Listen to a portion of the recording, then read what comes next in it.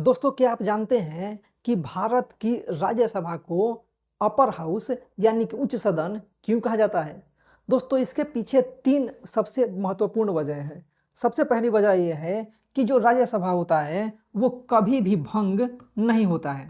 ठीक है, जो लोकसभा होती है वो राष्ट्रपति द्वारा प्रधानमंत्री की सलाह पर भंग की जा सकती है, लेकिन राज्यसभा कभी भी भंग नहीं होता है।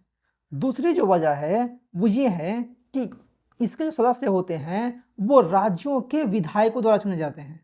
ठीक है, यानी कि यह जो है वो आम जनता द्वारा नहीं चुना जाता, बल्कि विधायक चुनते हैं, यानी कि जो प्रतिनिधि होते हैं, जो बड़े लोग होते हैं, उनके द्वारा ये चुने जाते हैं। और तीसरी और सबसे महत्वपूर्ण जो वजह है वो ये है कि भारत की जो संसदीय परंपरा है वो ब्रिटेन से प्रभावित है।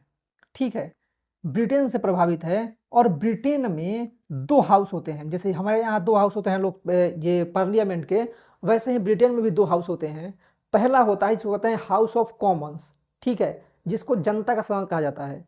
उसको ब्रिटेन में लोअर हाउस यानी कि निम्न सदन कहते हैं। और दूसरा होता है हाउस ऑफ लॉर्ड्स, जिसको बड़ों की सभा कहते हैं, और इसी को वहाँ पे अपर हाउस या फिर उच्च सदन कहते हैं।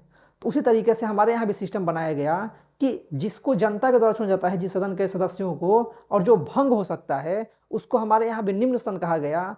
और वैसा सदन जिसको कि भंग नहीं किया जा सकता, जो विधायकों द्वारा यानी कि बड़ों के द्वारा चुनी जाती है, उसको उच्च सदन कह दिया गया। ठीक है, तो यही तीन प्रमुख वजह हैं जिनके कारण कि राज्यसभा को अपर हाउस यानी कि उच्च सदन कहा जाता है।